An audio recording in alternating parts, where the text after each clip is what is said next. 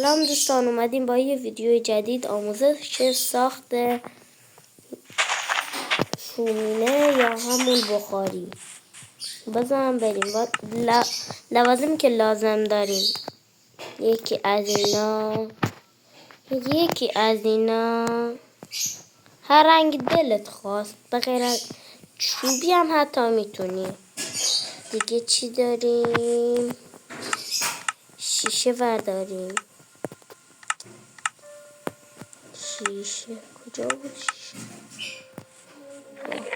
شیشه برداریم. دیگه چی لازم بود؟ یه دونم بلاک برداریم.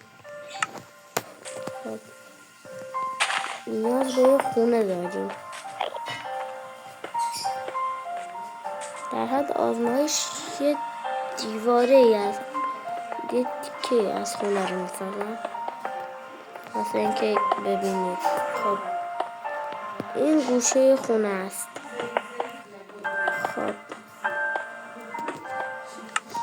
خب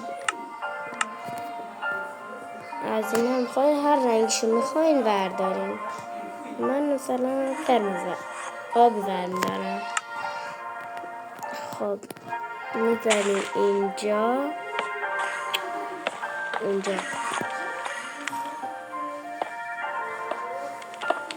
خب اینجا اندر من بود.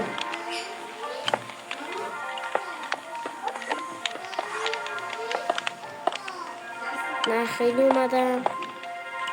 من ندارد. اینجا رو میذاریم.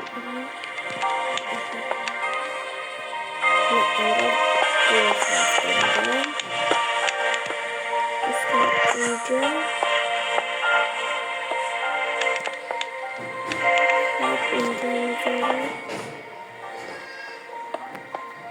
خب اینجا شیشه میذاریم.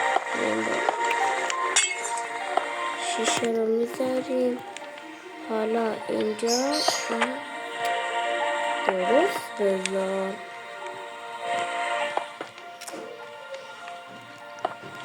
خب حالا و این هم کاری که بهمون تحویل میده. البته میتونیم این بلاک‌ها رو، اینی که گذاشته من واسه اینجا بود. یه لحظه دوستان، من ببخشید یه لحظه.